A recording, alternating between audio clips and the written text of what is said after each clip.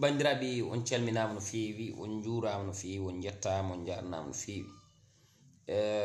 sikki ala eɗen jiiɗi yewtidde e bandiraɓe ɓe foof ko faati e joljole ɗe kono paamen tan so tawi eɗen jewta ko faati e joljole ɗe ina jogii ɗum jiɗmi yo en puɗɗorode tawno aduna o hande wonno sifori wonno addiri manipulation ina heewi hande e ko yahate ko te oɗo manipulation so tawi en mbaɗani hen jewte itiɗen siftinde renno ngo itiɗen artirde haqqillaji mabɓe ina wawi jibinande en caɗele jangga e jaam ɗum saabi eɗen cuuɓi arde yewtidde e bandiraɓe ɓe e etade e yeddude manipulation gonɗo o e yaade te eɗen gandi manipulation so jokki moƴƴani ɗum ɗon noon ko won musidɓe haaloɓe wonde Sénégal Mauritanie fulɓe nani hen mbaɗa préparé no mbaɗiri hen guerre kaalowo ɗum o kadi ko neɗɗo mbomin gandi e réseaux sociaux ji jawiɗo fulɓe ƴattotoɗo fulɓe kuɗowo fulɓe kaalowo fulɓe halluɗa cofti mami faw audio o onon foof keɗo toon ko wolof somi sen keɗima audio o garen firtude mbo faɗo que sénégalais moy ñooñu nekk États-Unis yi nekk États-Unis ay officiers yi nekk États-Unis da nga xam ni dañoo reyoon seen bopp ñi ñu jàpp seen bopp ñoom ñu rëcc ci kaw waaw ñooñu la donc officier yooyu tude actiyaji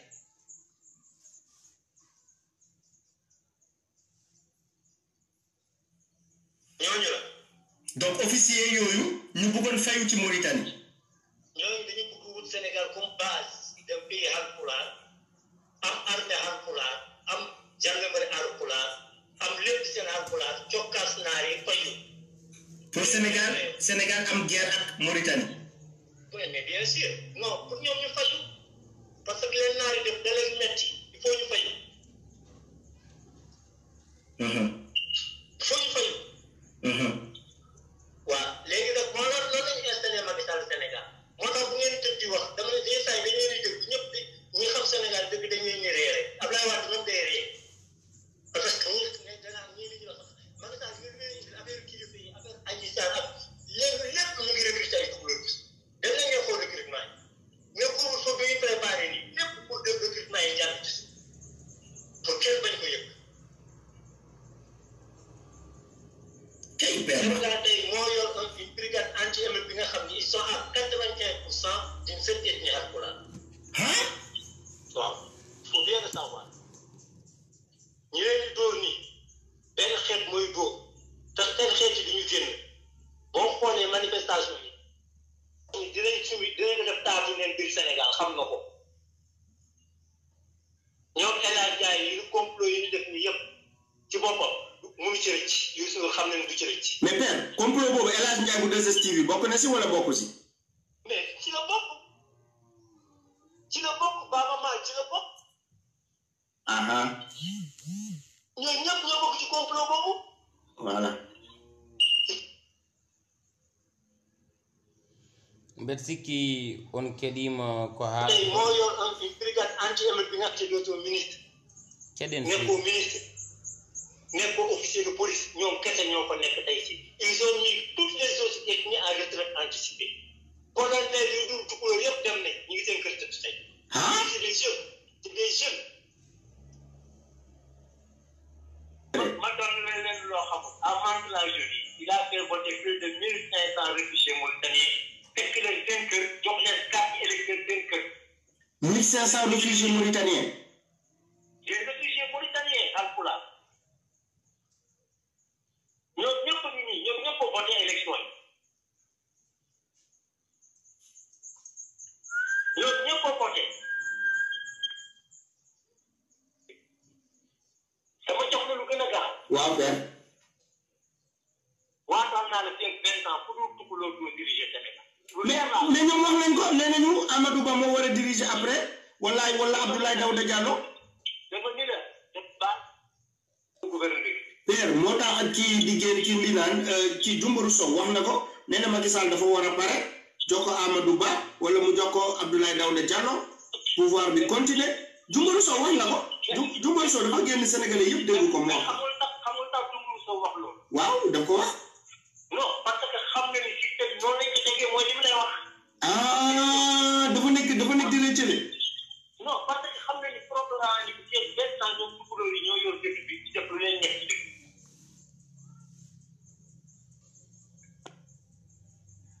waaw père waatal naa la fii benn temps pour dul tukulóor doo diriger Sénégal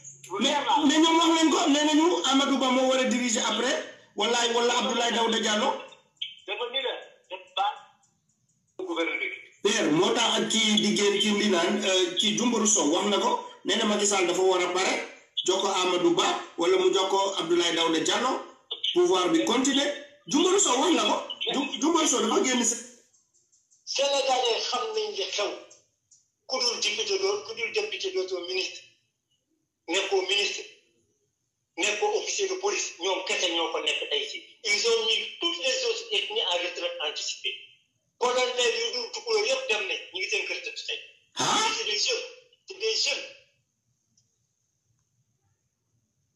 ma doon leen loo xamul à Mantes-la Jolie il a fait voter plus de 1500 réfugiés mauritaniens fekk leen seen kër jox leen carte électeur seen kër 1500 réfugiés mauritaniens les réfugiés mauritaniens alpulaar ñoom ñëpp a ngi nii ñoom ñëpp a voté élection yi ñoom ñëpp a voté dama jox la lu gën a gaaw. waaw père. waatal naa la fii benn temps pour dul tukulóor doo diriger Sénégal. mais ñoom wax nañ ko nee nañu Amadou Ba moo war a diriger après wala Abdoulaye Daouda Diallo. dafa ni la def baax gouverneur père moo tax ak kii di génn kii mbi naan kii Jumburu Sow wax na ko nee na Macky Sall dafa war a pare jox ko Amadou Ba wala mu jox ko Abdoulaye Daouda Diallo pouvoir bi continuer Jumburu Sow wax na ko Jumburu Sow dafa génn Sénégalais yëpp dégg ko moom xamul tax Jumburu Sow wax loolu waaw da ko wax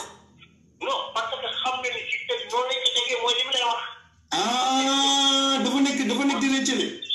non parce que xam na ni programme yi ci benn temps ñoom tukulóor yi ñoo yor dëkk bi ci def lu leen nekk ci dëkk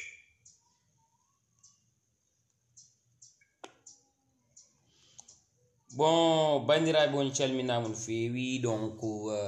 vraiment j'aimerais que noon mi waɗa yewtere nde parti goto wolof parti goto pulaar mais gadortomi ko parti pulaar o pour mbawen yewtidde enen e koye meɗen mbawen andu legala qu'est ce qu'il a dit holko wi holko yiɗi haalde eko wayi noon saabu gueɗel gotel ene wooti ko adi foof noon mbeɗa ñaago mon onon daaroɓe live o maximum de partage mes amis s'il vous plaît maximum de partage mbaɗe live o partage mes frères nawembo statut ji mon whatsapp nawembo statut ji mon facebook nawembo statut ji mon instagram nawembo tiktok nawe ɗum partout mes frères par ce que ayi ko kalten koɗo wona caahan ça c'est du sérieux waɗi ko yimɓe ɗiɗo yimɓe tato yimɓe nayo waɗaɓe délégué tawi waɗɗumen délégué ko Sonko Alpha Condé e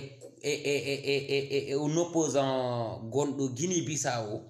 e Yaya Jammeh de Gambie ɓeɗo mbaɗi délégué quelques personnes à chaque fois yoɓe jaltat ɓe mbaɗa des révélations ɓe mbaɗa des discours ethnicisme pour huɓɓude Sénégal sabu eɓe gandi Sénégal hannde ko kañum woni leydi ndi ganduɗa ndi hannde ina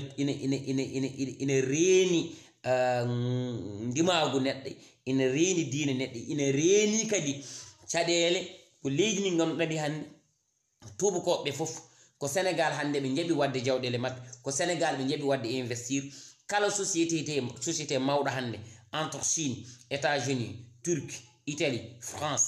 ɗiɗo société ɓiƴƴeɗo leyɗele société ɓurɗi hen mawɗi nanɗo e hannde nder Sénégal ina mbaɗa ɗo jawɗele muɗumen gueɗel keddiguel eɓe gandi aussi Sénégal yitama Sénégal no waɗi gaz no waɗi or uranium waɗi fuɗɗima yitede pétrole jangga e jaam eɓe gandi Sénégal ko leydi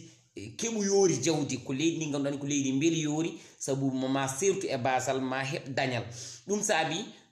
oɗon nana des fois les forces occultes woni wat boniyankoɓe parfois aussi nanon ɓeɗo wiyeteɓe soi-disant les activistes ene kala haalullaji ɗi ganduɗa ɗi jooɗani faade leñol ngol so ɓeɓe gandi fulɓe ene keewi par ce que fulɓe nani plus de e nder 24 pays e nder Afrique fulɓe nan toon ɗen jogui toon gueɗal Cameroun en Tchad en Somalie Mali Ouganda Rwanda Kenya Burkina Faso Niger Nigeria Benin Côte d'Ivoire Cameroun Guinée-Bissau Guinée Conakry Sénégal Mauritanie Gambie Tchad Éthiopie Sénégal fulɓe koko jogui gueɗal muɗumen e nder ɗeɗo leyɗele te gueɗal ngal ɓe jogui hen Cameroun gueɗal ngal ɓe jogui ngal hen wona gueɗal pamɗugal wona gueɗal pamɗugal par exemple hande Niger fulɓe ko jogui ko toon famɗani Mali ɗo ko fulɓe jogui toon e jawdi famɗani Cameroun ko fulɓe jogui toon e jawdi famɗani Côte d'Ivoire ko fulɓe jogui toon e jawdi famɗani Mauritanie ɗo Gambie ɗo Guinée Conakry ɗo kala ko woni ɗon ko waɗi fayde ko fulɓe jeeyi Sénégal aussi les multimilliardaires du Sénégal sa ƴeewi a limi hen 100 personnes hen 80 ko fulɓe donc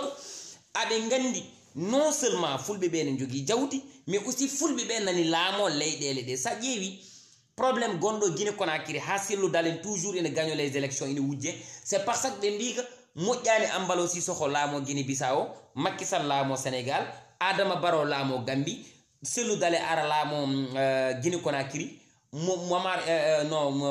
Mohamed Buhari laamo Nigeria eɓe gandi so yarini so ɓooyi Afrique de l'Ouest walla Afrique bom d'une manière générale so rena ko fulɓe ɓuratene o doole saabu kamɓe joguino jawɗele ɗe kamɓe timno ndema timi gaynaka wadde soɓe joguima gouvernement ji ɗi jangga e jaam hay goto wawata wadde haydara so wona kamɓe kala koɓe mbi ko ɗum kala koɓe cali ko ɗum teɓe gandi laamu pullo anda cakan ala fenade donc ɗum saabi oɗo imbécile biteɗo Lassana Fofana gonɗo France mo ganduɗa il était un étudiant koko jangganno yehi caggal leydi jangdi mum boni donc pour o heddo toon alay sago o waɗa victimisé wu alay sago o waɗa ko wiyete ko victimisation yiilade penale ɓakkay dow muɗum ni woni o watti wadde des discours grave avant omo watta wadde discours aji bomo yadanno koye un activiste congolais ha ɓoy wattu yadde un Camerounais finalement ɓe o sukka e caggal mabɓe ɓe mbaɗa des tenues militaires eɓe jola e train ji ɗi bisuji ɗi eɓe daro e monument ji ɗi walla place publique ɗi eɓe mbaɗa des discours panafricaniste hanti ni woni eɓe mbaɗa suivre Kémi Séba hanti ga e Sénégal ɓe jogui ga biteɗo Guy Marius Sagna souvent nanon eɓe kala woni certains discours aji oɗo Lassana Fofana koye penade o wuuri koye penade o jibina mais eɗen gandi probléme ɓurɗo wadde danger mo ganduɗa Lassana Fofana waɗ ɗum présenté hande dans les réseaux sociaux c'est que Lassana Fofana kañum wondi koye Ousmane Sonko mais to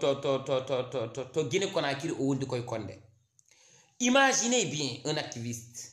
baɗo soutien Alpha Condé, imaginez bien un activiste baɗo soutien Ousmane Sonko. Mi wi'ani wona logique, mi wi'ani wona lawol, mais affaire dignitisme ɗiɓi nani ɗi hen c'est juste yidde yo fulɓe ɓe dillu, yidde yo fulɓe ɓe gumma, yidde yo fulɓe ɓe ƴettu jaasiji ƴetta fetilaji kuɓɓa Sénégal bono laamu ngu bono. Aha, qui est le président? Macky Sall. Qui est le responsable? Macky Sall. Hoɓɓen goni haɓateɓe ɓe leñol fulɓe, hoɗo Macky Sall ummi koye maɓɓe. Est ce que wona wadde ko Macky Sall ko président ɗum saabi mbi e mbar yimɓe ɓe on jii oɗo manipulation mbaɗa. Donc ɓe mbaɗa créé fenade noon, ɓe mbaɗa fenade nde promouvoir, rende fenade ne rokke gueɗal, ɓe dokka fenade promouvoir, ɓe mbaɗa ɗum médiatiser, ɓe mbaɗa ɗum communiqué, ɓe gollu ɗum, ɓe kaala ɗum ha sikke ko gonga, mais taw noon sa witti ɗum seeɗa seeɗa haydara tawata toon. Maintenant Lassana Fofana bam makko gongoray gongo ko pullo, mais bam makko mbo biyaɗo bam makko tuttuɗomo yettode Fofana nde on ko Mandeng, c'est un Guinéen ko Guinée Conakry o ummi. Lassana Fofana sa askini ɗum o yaltoyto koto Alpha Condé, mais sa maman c'est une drosine casamassaise. Donc ko ɗon bam makko ari resi nene makko, mais resat nene makko tawi kono woni e reedu, tawi kon woni reedu ndun ɗon jibina woni Lassana. Donc jibinɗoɓo o ko Yette Diallo, ko pullo Yette Diallo. Donc problème makko ɓurɗo mawnu mo jogdi e fulɓe ɗum ɗon jeeya hen, parce que il a fait des recherches e jibinande makko. D'après les recherches qu'il a fait ko ɗum rokkimo wonde un ennemi des fulɓe. O añ fulɓe, o añir fulɓe kadi sabi Allah, o añirani fulɓe hande walla jangano ko gañɗe fulɓe e nder ɓerde makko. Ɗum tagi nde Alpha Condé waddata e telludal en, il est toujours avec Alpha Condé. Macky Sall, Abdoulaye Wade, il était toujours avec Abdoulaye Wade. Macky Sall, Sonko en Idi en, il est toujours avec Sonko. Sa ƴeewi Embalo Sissoko avec président sorta Guinée-Bissau et opposant gonnoɗo ɗon, opposant ɓurnoɗo ɗon wonde mawɗo à part Embalo Sissoko, il est toujours avec ɓen ɗon parce que il était opposant de Embalo Sissoko. To Gambito, il était toujours avec Yaya Jammeh, donc ko opposant, ko bannoɗo opposé wu candidature Adama Barrow. Il a tout fait, mais ala ko wawi hen parce que c'est un vaurien, c'est un jeune mbo anda haydara, wawa haydara, timmani haydara, mais il fait de la manipulation parce qu'il parle toujours français, il parle wolof, donc il invente les choses au fawɗum les réseaux sociaux waɗe partager sikke ko gonga taw wona gonga. Donc e oɗo audio mbo kennum mon joni joni, qu'est-ce qu'ils disent e nder audio mbo haalda to? Kamɓe ɓe kaali ɗon ko problème 89 entre Mauritanie et Sénégal. Mais waɗa préciser gueɗel gotel, entre Mauritanie et Sénégal wona fulɓe tan mbara hen. Il y avait des Sarakhoullé, il y avait des Soninké, il y avait des Bambara, il y avait des Wolof, il y avait des fulɓe. Ko ɓeɗo ngoni ɓe safalɓe Mauritanie naɓe mbari. Holko taki fulɓe ene labti e hare nde parce que fulɓe gona fuyɓe gona hangaɓe, no wonno Mauritanie ko leydi maɓɓe, tawi koɓe goni des généraux, tawi koɓe goni des colonels, tawi koɓe goni des officiers, des sous-officiers. Ɗum taki wargoji maɓɓe ɓuri waɗede médiatisé. Ɗum taki kamɓe wonno ko kamɓe gonno majoritaire e nder Mauritanie. Leƴƴi Mauritanie ɗi fof so peccama ko leñol fulɓe ɓuri toon hewde. So leñol fof wiyama yo yaaru banggue mum, ko leñol fulɓe limata ko hay leñol gotol limata ɗum e nder Mauritanie. Hardaneji ɗi ne kewi c'est vrai, sapalɓe ne kewi c'est vrai, Sarakhoullé ne kewi c'est vrai, mais fulɓe ɓe ɓuri heew parce que ha hande ene waɗi fulɓe wonɓe Sénégal te c'est des origines mauritaniens. ɓen ɗon fulɓe wonɓe Mauritanie c'est des origines mauritaniens, fulɓe nin ɗo e Sénégal c'est des origines sénégalais, mais aussi won wonɓe ɗo e Sénégal taw ko origine Mauritanie naɓe. Maintenant kamɓe nde ɓe gondi toon 1960 jaggandema 80 ha 88 89 ɗo probléme o waɗiri ɗo, mais taw ko fulɓe janggi ndaɗi, taw ko fulɓe keeɓi dow parce que fulɓe potini laamade Mauritanie ɓooyi. Maintenant kanko e nder audio omon waɗa expliquer les officiers ɓe ganduɗa ɓe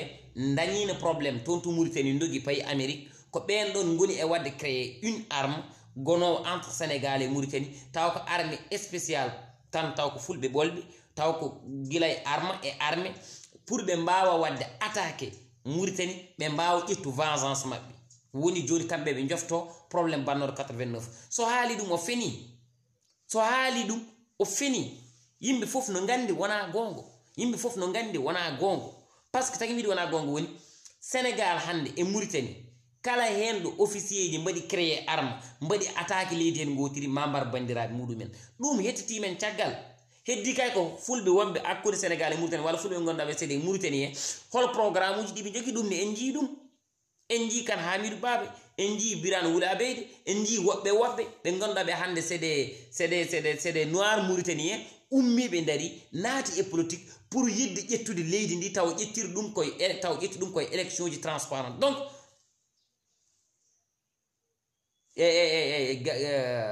gelongal gamaji eyyi mi waɗi yewtere premier partie mo ganduɗa o ina yaaji taw ko Abdoulaye Elimane Dia ɓolo waɗana on ɗon premier partie. Maintenant deuxième partie o noon koye actualité o jewtanmi, mais premier partie o joni joni yewti mbeɗa andi ma taw a tawtara ko premier partie o, mais en mbaɗi premier partie o do'unade leñol ngol, haaldude e leñol ngol, ruttude ɓe jettoru e do'unade aussi gendiyanke o. En mbaɗi ɗum ɗon, ɗum ko premier partie o en mbaɗi ɗum. Deuxième partie o kalaten koye actualité par ce que ɗum ɗon kadi ko joljole garde te peewi koye leñol ngol, eɗen jiiɗi hen wadde sensibiliser ɓiɓɓe leñol ngol. Donc gelongal gamaji donc c'est ça ko yidde wiide mon tan officier ji ɗin ɗon ɗiɓe kalata e nder audio o wona gongo, woodani, fiindirani, ko yiɓɓe huɓɓude probléme ɗo e nder leydi ndi. ɓe garti ɓe mbi élection présidentielle 2019 Macky Sall yiilinima kayitaji koyene wona 1,5 neɗɗo mo ganduɗa o ko c'est des réfugiés Mauritanie naɓe wonnoɓe Mantes-la Jolie gotani président Macky Sall élection présidentielle 2019 non ɓe kaali ko fenade ɗum ɗon woodani Mantes-la Jolie depuis des années bientôt 50 ans Mantes-la Jolie ko ville mo gonda fulɓe Sénégal naɓe Mauritanie naɓe ne kewi toon so élection Sénégal dawi fulɓe wonɓe ɓe toon ma gummo gotoyo mais so élection Mauritanie dawi fulɓe Mauritanie naɓe hoɓɓe ɓe toon ma gummo jambaɗo e voté donc ça n'a rien à voir wi'ede wonde fulɓe wonɓe ɓe Mantes-la Jolie hedde 1500 personnes goti toon gotani Macky Sall c'est des réfugiés mauritaniens ɗum ɗo kadi ko ɗum systéme de manipulation son ƴeewi kamɓe ɓeɗo haaloɓe ɓe gondi koye Ousmane Sonko ɓe gondani e président Macky Sall donc ɗum pour gandon ɗum wadde ɗo kadi ko fenade ɓe kaali ɗon ɗo kadi ɓe paji hen ko yidde huɓɓude probléme ɗoyete e nder leydi ndi holko fotata wonde darde men ɗum mayni gartu hen o heɓɓiti o wi les colonels ɓe ganduɗa ɓe gona fulɓe kamɓe foof hande abini jaaha retraité il faut ganden gueɗel gotel gueɗel guel woni retraité wona a welama tan a yeehi retraité a yeehi retraite wona laamu welama tan na yimi retraite waɗi ko âge mbo dañata waɗi koɗo tolnotoɗa e duuɓi ma jaaha retraite poftoɗa ɗum wona Macky Sall waɗata ɗum wona goɗɗo waɗata ɗum ko an yaawi wadde engagé wu Allah rokkuma ɓooyɗa e armée walla ɓooyɗa administration a foti yaade retraite a yahat joni noon o wi Macky Sall e recrutement ji cakkitiɗi ɗi ko fulɓe mo goni e waɗede recruté non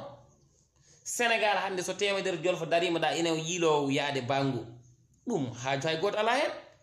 wona wonde nde jolfo mais ko wonde nde sénégalais donc ɓen ɗon so jeehi mbaɗi atme ƴettama e jogui hen droit par ce que enenen jooɗima des années et des années armée o leƴƴi goɗɗi ɓurno ɗum wadde occupé ɓurno wonde armée ko soseji joolaji serraɓe e jolfuɓe seeɗa hande noon ɓeɗo hewɓe hen mbaɗi sippiro heddiɓe ɓe ngamiyi neni mbaɗa ngamri heddiɓe nani jima heddiɓe mbaɗi immigration heddiɓe ɓe nini ɗo mbaɗa marché ambulant heddiɓe ɓe nini ɗo mbaɗa goɗɗum mais fulɓe ɓe hade kamɓe koɓe abbitiriɓe doole ɓe goni koye wadde ko wiyete ko rattrapé woni heɓtade dadnoɗum ɗum ɓe mbaddata kamɓe joni actuellement ko jangata ko e nder Sénégal fulɓe ɓuuri hen hewde les diplômés joni ko fulɓe ɓuuri hen hewde les professeurs d'université fulɓe ɓuuri hen hewde ɗum saabi noon ɓe dañi des jeunes engagés ambitieux joguiɓe hande jaɓɓal joguiɓe juɓɓude joguiɓe fandare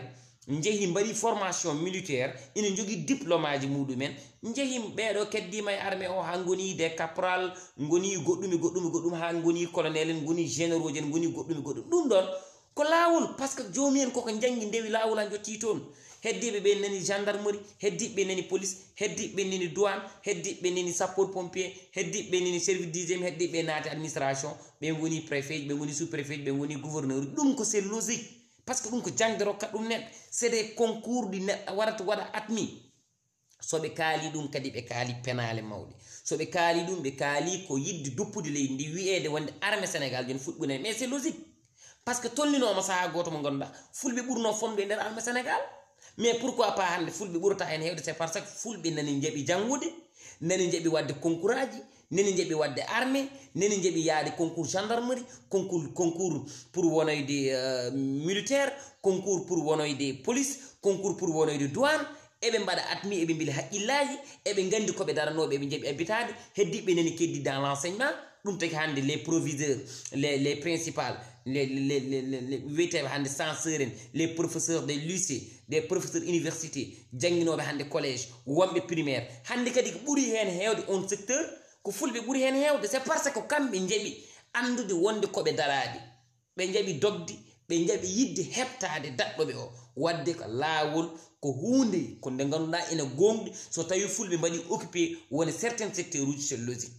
woy tan kono hande politique o wiye pullo nanɗa woni ministre mais c'est logique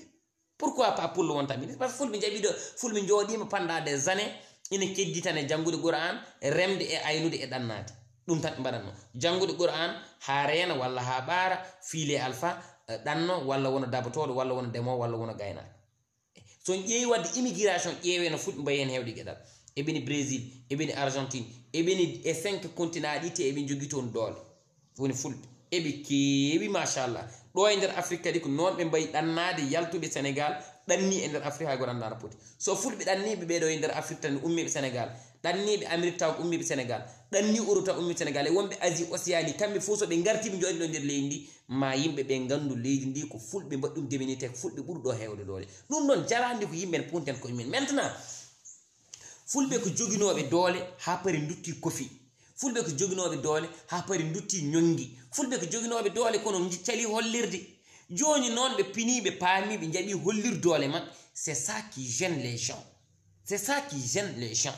c'est ça qui n'arrange pas les gens ɗum ɗo woni ko welaniɓe ɗum ɗo woni ko mettiɓe ɗum ɗo woni ko muusiɓe ɗum ɗo noon mbiyan mommi onon ko bonne continuation continuons mbaɗen des efforts mbaɗen ko wiyete ko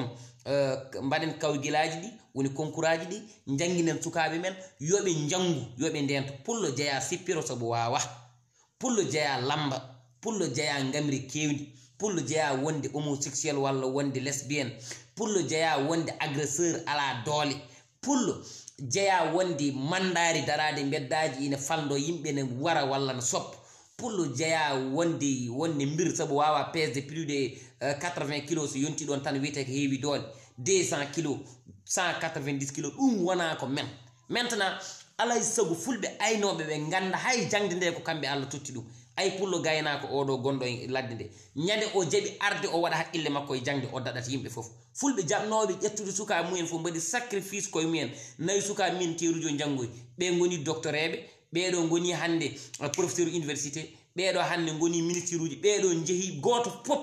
yeehi goto fof waɗi réussir c'est parce que haqqillaji ɗine beeli kala biyo mbimi ɗo mbawɗa wonde fof haqqille ma koko weeli ñande guittuɗen e haqqillaji men tan wiide eɗen gona aynaɓe tan walla eɗen gona ɗanniyankoɓe tan walla eɗen gona waɗoɓe becek tan walla dabotoɓe tan en gandi e systéme éducatif systéme hande ko wiyete ko armée ko wiyete hande gendarmerie ko wiyete hande douanier ko wiyete police ko wiyete hande administration sen gandi ko gueɗal men woni toon en gaddi e jettat donc ko ɗum woni ko mustaɓe wonko haali e nder haala ka o wi ɗo e 20 ans kala mbo wona pullo laamatako leydi ndi laasana fofana heɓɓiti e nder audio wi ɗum wadde ko ɗum saabi Aliou Dembourou wi so tawi Macky Sall ummima ko Abdoulaye Daouda foti lomtade mais pourquoi ko kalen gongo pour est ce que koko harmi walla koko haɗa walla koko aña Macky Sall ummo Abdoulaye Daouda Diallo lomto mbela koko haɗa c'est pas interdit Abdoulaye Daouda Diallo c'est comme Mbaye Ndiaye Abdoulaye Daouda Diallo c'est comme Souleymane Ndéné Ndiaye c'est comme Mamadou Diop comme Idrissa Seck comme Thierno Bocoum comme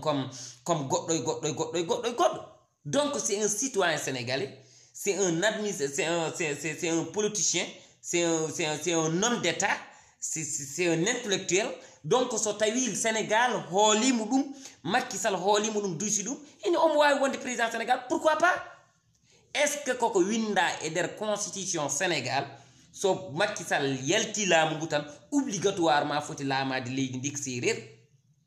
est ce que Senghor il était pas un séréer mbela Abdou Diouf wonano séréer mbela Abdoulaye Wade wonano jolfo mais c'est la même chose Macky Sall ne wawi ummade Abdoulaye Daouda Diallo lomto ummo Aliou astahfirullah oɗon ono wiyete Amadou Ba so welama lomto mais pourquoi pas est ce que koko haɗa est ce que wonɗo winda e Sénégal un certain Aliou Dembourou fotani wonde président Sénégal est ce que wonɗo winda e Sénégal un Farba Ngom fotani président Sénégal pourtant ko pullo ummima pullo fotani wonde lamdo ɗum ɗo ɓe kalde ɗum tagui ɓe mbi kamɓe o wiye nder ko jo o wondi ɗo e duuɓi nogas kala mbo wona pulla lamatako saabu gueɗɗe foof fulɓe jimi ɗum mais c'est logique fulɓe ɓuuri hewde nous sommes majoritaire e nder leydi ndi minen ɓuuri hewde e nder leydi ndi nous sommes majoritaire e nder leydi ndi nous sommes majoritaire e nder Sénégal nous sommes majoritaire e nder Mauritanie minen goni majorité Guinée Conakry minen goni majorité Gambie ɗo minen goni majorité Nigéria minen goni majorité hay Cameroun mais pourquoi ça pourquoi pas wiye wadde o fota so Macky Sall ummima goɗɗo pullo fota lomto non Abdoulaye Daouda no wawi lomto la même chose aussi Moustapha Niasse no wawi lomto astahfirullah on kam mawni mais Abdou Mbow no wawi lomto Mohamed Boun Abdallah Dionne no wawi lomto en tant que séréer e woɓɓe kala neɗɗo mbo Macky Sall hooli duysi ɗum e élection yimɓe ɓe gotani ɗum on wawi wonde président donc wonde nde pullo e wonde nde jolfo nous on s'en fout de ça haaju amen ala e ɗum donc pour pamen wadde ko mbi ko plus de 20 ans ko ben lamoto dum donc ha wiye boy laawi nay ina gasa taw ko gonga ina gasa wona gonga mais en tout cas pour pamen ko fulbe buri hewde leydi ndi ebe jabi jangu abe jabi gollade abe jabi hebde jawdi abe jabi kadi actuellement rentude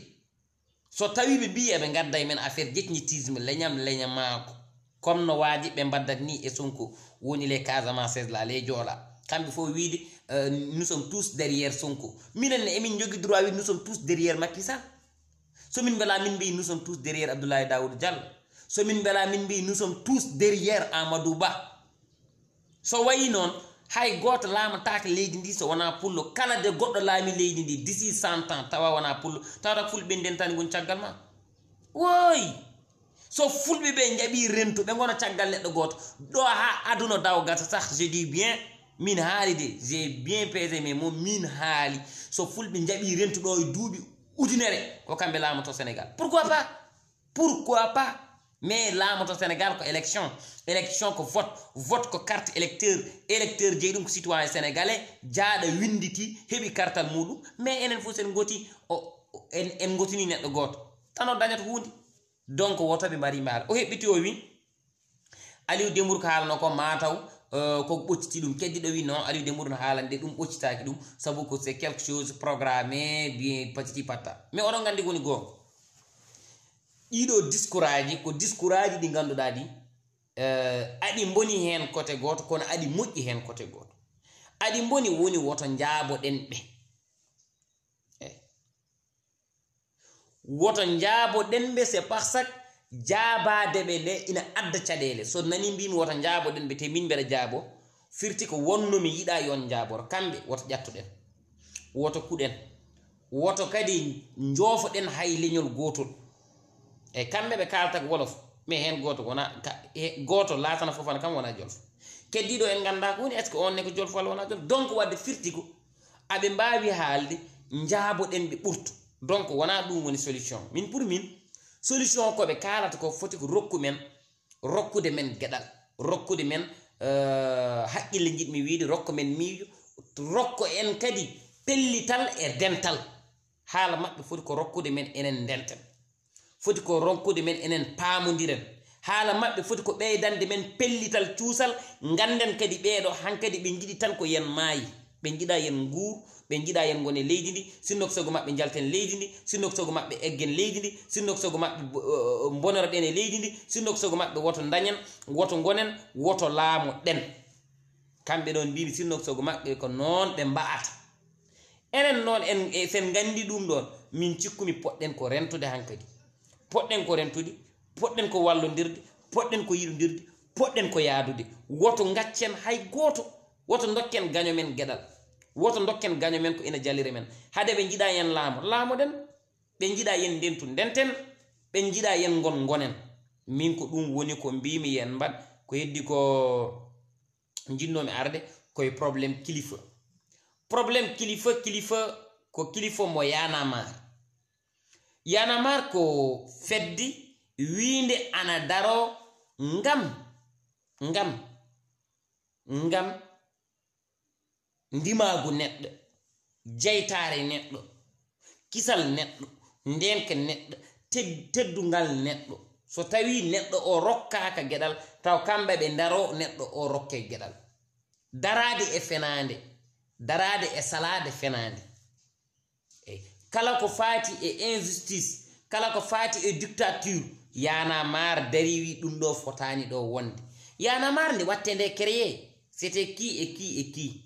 yana mar ndi watte nde créer wonno ko Fadel Barro Fou Malade Simon Raké Noir Prophète Djili Bagdad Kilifeu Chat woni groupe 5e underground groupe Kirgi crew woni Kirgi Kaolack woni Kilifeu et Chat il y avait un certain Mola Morgan gourdo hande caggal leydi y avait Simon e beedo burno wonde yeso mais pamen yanama ummi koy l'an 2011 ko nden wada créé yanamar waddum créé ko Sénégal naabe yanamar onana mar en tampi yanamar de wada nde créé 2011 hawri ko Sénégal anci Abdoulaye Wade woni le maître Abdoulaye Wade le président Abdoulaye Wade ganduɗa kañum il a tout fait pour Sénégal ala fof ko waɗnani Sénégal ala ko waɗnani Sénégal nani donc Y'en a marre de darinde 2011 nden noon on saha kala neɗɗo darnuɗo association kaɓiɗo Abdoulaye Wade a dañat woni c'est par ce yimɓe tawi ganci Abdoulaye Wade wonno tan ko na dem ɗum tan wonno ɗo maintenant Y'en a marre darima M23 darima woni 23 juin mouvement 23 juin darima ɓe kaɓima ha Abdoulaye Wade yeehi ɓe ponno ko tan ko heddade ɓe gono mouvement Y'en a marre dariɗo e haɓade e haɓanade gongo salade fenade wallodirde ɓiɓɓe gendidi ɓe mbaɗi ɗo créé NTS nouveau type de sénégalais ɓe mbaɗi ɗo créé doh ak sa goh ɓe mbaɗi ɗo créé gueɗe kewɗe mais kilifa dañƴe probléme hande affaire faux papier faux visa trafic de visa ganduɗa c'est quelque chose très dangereux kilifa oɗo paamen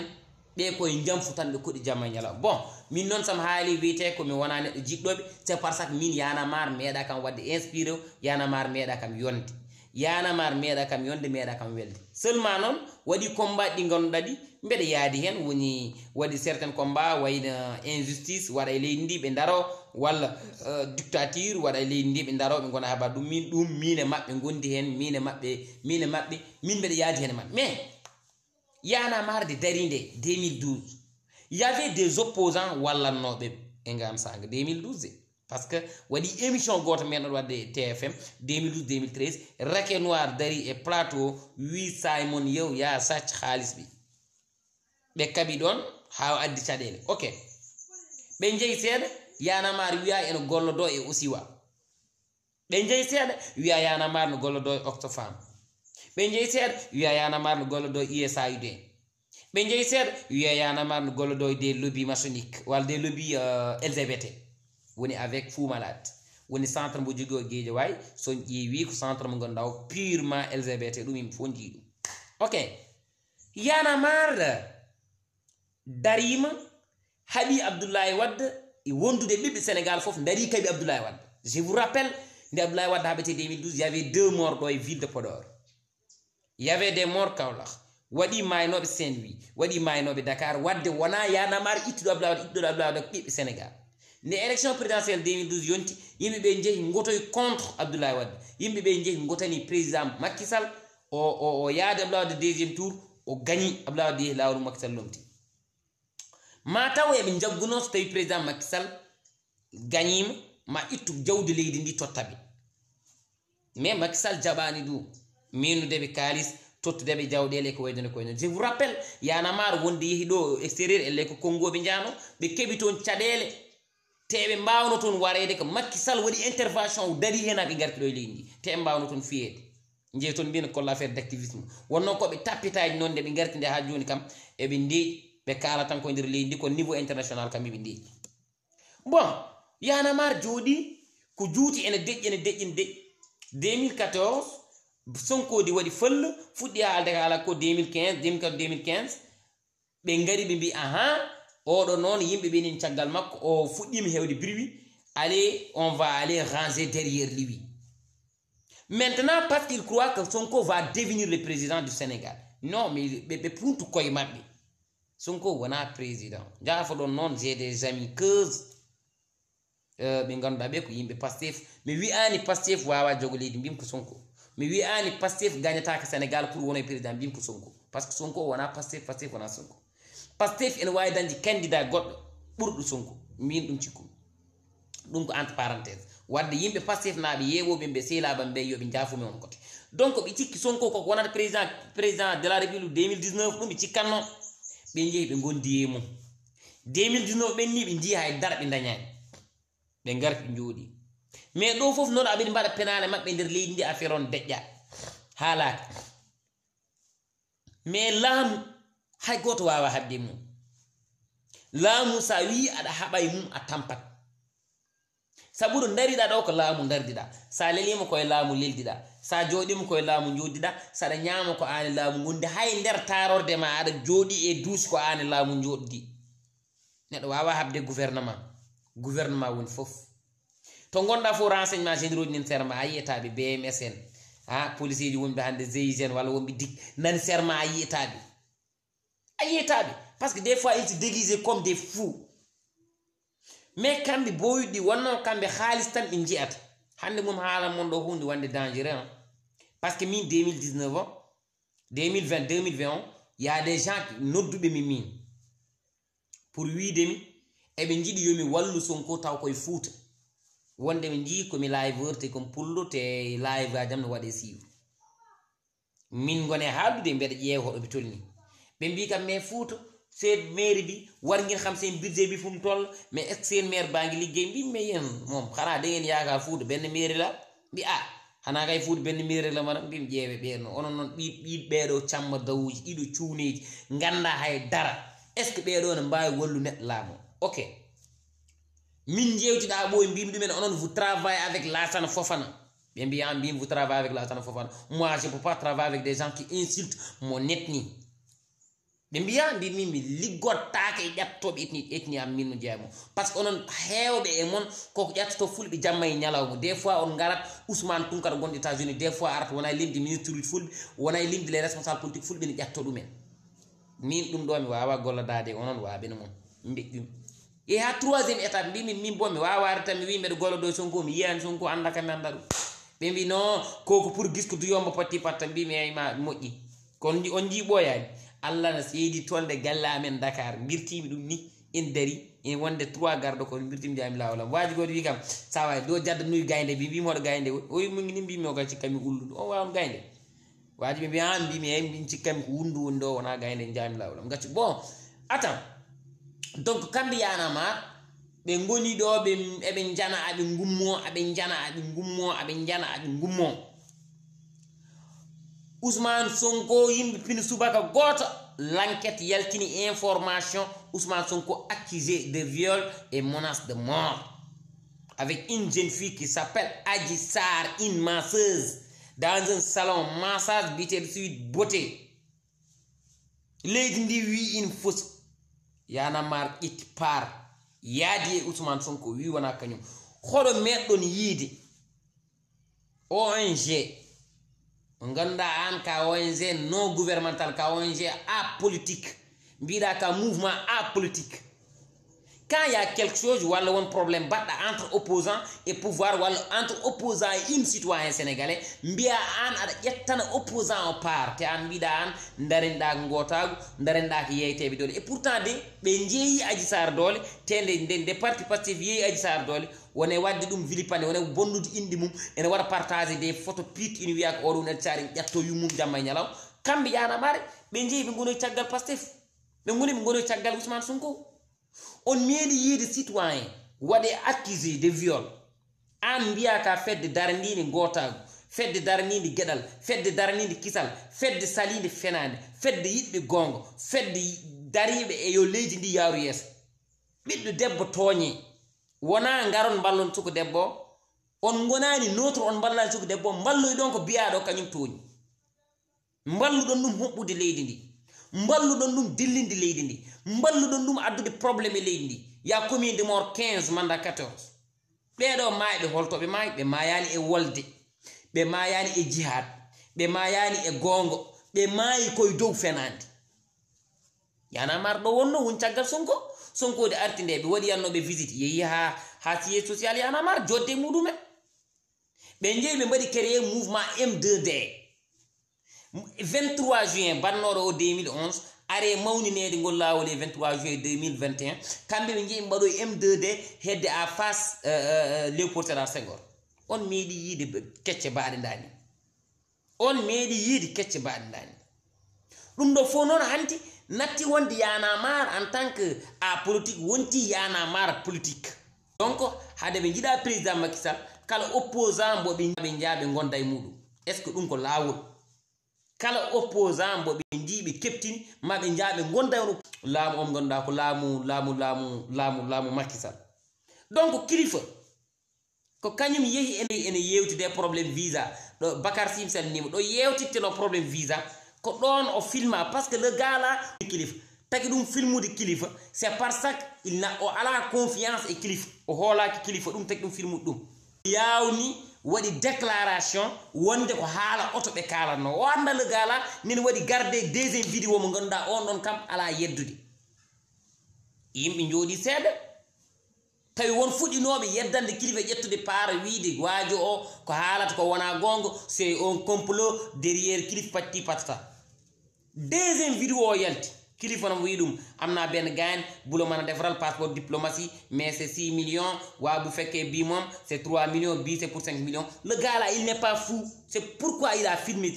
pourquoi o wadi filmé kilifa won audio goto do wiat kilifa ansum foti tottu dem khalisum noddim tan arab mais pourquoi an so tawi a foti kam wadani hunto noddima arata holko jaggirdani donc oɗo kilifa jogide demgal mum ina wi Macky Sall nekkul ci dëgg gouvernement bi nekkul ci dëgg dañuy fen dañuy sàcc alalu nguur gi mafia lañ fi nekkee Bougazelli warul woon génn parce que dañ ko jàpp flagrant délit waa gouvernement bi nii ñu ngi détourné ay milliards ñu ngi sàcc alalu réew mi Macky Sall baaxul mu ngi sàcc alalu réew mi Aliou Sall mu ngi sàcc alalu réew mi tawa aan yaa ngi sàcc guddeeg bëccëg ndeket yooyu yaay sàcc bu mag bi comment un porteur de voix un acteur comme kilifa jaggi à flagrant délit trafic de visa à part les gens viennent nous dire ça n'a rien à voir avec Y'en a marre non wasallere so tawi yeyi ha nyawi sa waddi dume basallede nyawani de fof nyawat Y'en a marre woni kilifa woni Y'en a marre ils ont malhonnête kam fo ko be bandiji ko be say ko be wuybi ko be waro trafic de visa yo leer. Et puis ce qui est dangereux woni kambe be mbay kono jalal lemsudni e lemsi te ko be yawi be président Macky Sall ala fo ko mbiya le président Macky Sall kilifa dari mu do devant tout le monde jetti do Sénégal nabe sénégalais ay las ngeen ñu wo len ngeen bañ genn ñu def ni fi kenn du fi genn ku fi gennati ñu ray sanday ku fi gennati dinañ la nok ku fi genn dinañ la nok ci katu parce que da ngeen yeb nit ñi dañoo yor seeni ndey yor seeni baay ñu yeew di tam-tami di dang-dangi di wut lu nu am xoolal nit ñi dañu taaba ba am seeni taabal tiim seen taabal ñii di jaay fugg jaay ñii di jaay lujum ñii di jaay gerte ñii di jaay mango ñii di wut lu nu am ngir yóbbul seen njaboot yéen ngeen di woo nit ñi à chaque fois ci ay marché yu amul benn sens te bu marché yi commencé rek ngeen jël seen bopp livré ko force de l'ordre yi ñu dem tëj leen ngeen nekk ci sécurité booy nekk fii di daqante ñu leen di dóor ay bal kambe be gondo yaayiraɓe yimɓe ne ligge ha dañi tabon mumen ɓene jeeye guerte ɓe jeeye mango ɓe jeeye fuggo jaay ɓeɗo neni e marché ɗi mbaɗa becceg kamɓe à chaque fois eɓe nodde yimɓe ɓe marché yimɓe ɓe gacci liggeyoji men taw ɗumen sur le terrain taw kamɓe koye liggey maɓɓe ɓe goni il fait kamɓe ko liggey maɓɓe mbaɗa c'est leur business qui marche quand yade manifestation e nder leydi ndi tawi manifestation kala de waɗi e nder leydi ndi mouvement Y'en a marre nane hen ɓe ngoni koye liggey jour boobu xam leen gars yaa ngi récolté ay millions parce que opposition bi da leen di dimbali am na ONG yoo xamante ni dañoo contre gouvernement Macky Sall ɓe ngona koye rokkudeɓe xaalis opposant ɗi dokkaɓe xaalis won wonɓe e nder gouvernement Macky Sall en guetta xaalis sax no dokkaɓe par ce que ɓe jiiɗa yo Macky Sall continue laamade kamɓe kala de waɗi marche waɗi manifestation kamɓe ɓe ngoni koye liggade joni noon ɓe gona e liggade aɓe liggoro sukaɓeɓe so maayde ari sukaɓe maaye par ce que kamɓe so affaire o dilli tan wonno paami affaire o mi haalni mon onon fof yeeɓoɓe manifestation so waɗi dañi hen tan dañi hen sens komo police jaggi o police o jaggima manifestation aɗani e sécurité a feytaki a leftetaki a torletaki a felletaki an a soke tan ndeeƴa sa yiɗi yarde jara sa yiɗi ñam jama sa yiɗi huwoy kuuya sa yiɗi sofoy cofiya c'est simple comme bonjour mais an gonɗo e beddo aɗa dog eɓe beddo lacrymogène yanay yitere beddo lacrymogène yanay hoore haɓo soɓe poolama ɓe mbatta wadde kuure moƴƴe haɓoye ɓe gofuma kural maya an kay gonɗa ko insécurité mais a famata si vous rappelez bien kala de manifestation waɗi ma on nan arrestation Guy Marius Sagna Kilifeu Thiat Abdou Karim Gueye Xurum Xaq ɓeɗo kam toujours ko mbatte arrêté oɗon gandi ko woni sa waɗama arrêté rek firti ka an aɗani e sécurité an a hayti warede ko ɗum ɓe mbaɗata aɓe lefta sukaɓe men ɓeɗo noon koye ɓeɗo kilifa koye ɓe jeeya Mollah Morgun avait dit ça depuis longtemps Mollah Morgun haali ɗum ɓooyi o wi ñun kergi biñu jikké dem Europe concert yobbuñu benn hotto pot yobbuñu nawno amen toon ko trafic de visa min mbaɗi amin jeeyi e dow ballal Fafadi kay wanno feere amin jeeyi o wi minen koye trafic de visa tan min gonno trafic de visa mo Mollah Morgun haalno depuis presque 1 an e Mollah Morgun haali ɗum hay goto heeɗaki mais ko hen kilifa jagga flagrant délit koye flagrant o jagga loxo ci poos gueɗel gotel woodi woni yo justice walla liggey mum sa jaggama aɗa jogui faux billet walla aɗa waɗa trafic de papier hay soko extrait de naissance jaggaɗa aɗa waɗa trafic poɗɗaka jagguede saka noon passeport diplomatie saka noon passeport e leydi ndi ara ma gis consulat bi fof ma toog ak moom ma am nu mu def ak moom ay sàcc lañ ɗo dari ɓooyaani ala fof ko wiyaani maître El Hadji Diouf man jombana fen samay njaboot di ma seetaan mais moom jombul fen parce que il a menti tous les Sénégal kala Sénégal naaji kilifa fenima parce que d'après première vidéo il a sorti il a fait une déclaration pour dire que non c'était une business de voiture bon man ak moom benn oto lañ doon jaayante jóge na fi daan ndekete day kàcc parce que encaissé na xaalis bi encaissé na passeport yi def na ko ci poosam encore une fois jaalal leñol yo kilifa yo caat yo simon yo goɗɗo yo wiyeteɓe ɓe ko activiste en walla ko haaloɓe gongo yoɓe gustu kotte yo leer yoɓe gustu fenande ina wawi taw hay min hen jeeyani ayat neɗɗo no wullo tan taw ko ha wullata ko fof ala e mum neɗɗo wullu taw ko haalata ko ala e mum neɗɗo wullu taw ko fenata rek par exemple jaalal won ɗon wullo taw ko ala ko tiiɗani mum gonɗani mum ɗum tagi waɗi jour goto boy goto nan ɗo kañum ni wiyamɗa wi Fouta mbimi sa yiiɗi haalde probléme aji Fouta a yahat Fouta minen des fois min jahat Ferlo des fois min jaha Ɓundu des fois min jaha Jolof hay goto rokkani min mbuuɗa goto rokkani min buɗɗi minen jahanat koye amen min jaha min ganda probléme aji ɗi ɓe guurata min garta min gaddan leydi ndi kamɓe Dakar tan ɓe goni jojo fo ɓe gardo manifestation ɓe keeɓe hen million ngaji ɓe gacci sukaɓe ɓe ne mbaradira e beddaji ɗi taw kamɓe mbaɗi encaissé million ngaji ɗo ɓe goni fof ko waɗoɓe enquête fuñu nekk ñongi enquête sukaɓe maɓɓe jangga école aji moƴƴi eɓe keɓa kalisaji ha heewa eɓe keɓa visa ji eɓe jaha caggal leydi eɓe garta eɓe mbaɗa utiliser nos enfants on meeɗi nande kilifa warama on meeɗi nande membre yanamar warama on meeɗi nande tan acteur aji yanamar ɗi Fadel Baro en ɓeeɗo Aliou Sané hande woni actuel président yanamar on meeɗi nande goto e maɓɓe fellama walla fiyama walla warama on meeɗi nande tan ɗi opposant mawɗo warama on meeɗi nande ɗi parti pouvoir warama on meeɗi nande ɗi ministre warama ɓiɓɓe miskineɓe tan ɓe gonata warde pena encore une fois kilifa c'est un vaurien ko vaurien ko penowo ko gujjo ko vaurien ko penowo ko gujjo encore une fois yo justice waɗ liggey mum nako jappa juge ko tej ko c'est simple comme bonjour moom ak ñi mu nekkal ñëpp ci diir bi quant à nag le gars là il a filmé sans l'autorisation du neɗɗo o ɗum ça c'est autre chose kooku mën nañ ko jàpp juge ko tej ko amul problème parce que ndo filmat nde wa kilifa tinani c'est vrai mais so tawi an ka penowo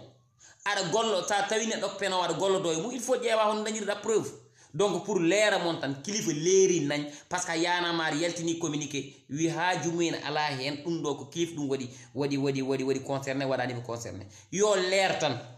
neɗɗo woni ɗon haɓo Macky Sall jamma e ñalawma yo daroy gonga so wi Macky Sall darake gonga an a darake gonga aɗa foti haalde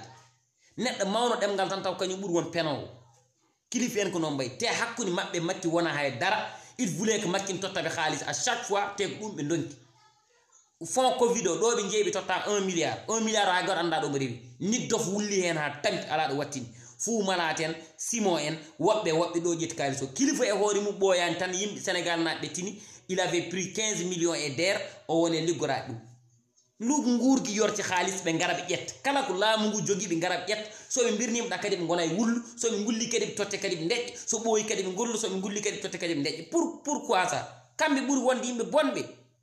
kamɓe ɓuuri wonde yimɓe bonɓe soit 10 ans activiste en dañuy duul ɓe penat ne sont pas des activistes c'est des yimɓe leñamkoɓe ɓiɓɓi hama haddo en gondi ɗon ɓe gona moƴƴuɓe koɓe leñamkoɓe c'est des imbéciles yimɓe ɓe gonɗa ɓe jiiɗi tan yo Sénégal duppu jiiɗi yo Sénégal bon dañu bëgg réew mi tak bëgg réew mi jàmm jugee fi loolu lañ bëgg ñoom kilifa yi ñoom yaanama loolu lañ bëgg ay nitu dëgg Abdou Karim Gueye yar diku amuñu yar eɓe mboni needi trop ɗum tan ɓe mbaddata te seen problème benn la mooy Macky Sall seen problème benn la mooy Macky Sall pël la mais Senghor il était séeréer mais Abdou Diouf séeréer baayam séeréer la mais Abdoulaye Wade wolof la Macky ñëw di pël adduna noonu la ëllëg mën nañu am président soose wala bambara wala joola wala saraxule parce que Sénégal dafa bëri ay ethnie mais ngeen ni rek laa puisque kii pël la warul nekk président mais yéen a mën a duul waay est-ce que réew mi seen réew bàyyi la fii lu leen fi ëppalewul ëpp ko pour yimɓe donc encore une fois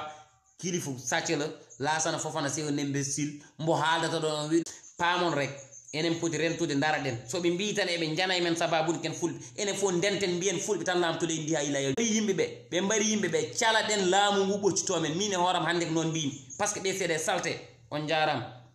mbalen jam merci beaucoup on jaram mais woto jejjite noon woto jejjite de woto jejjite mbaɗe partage yewtere nde nawi ɗum banggueji fof on jaram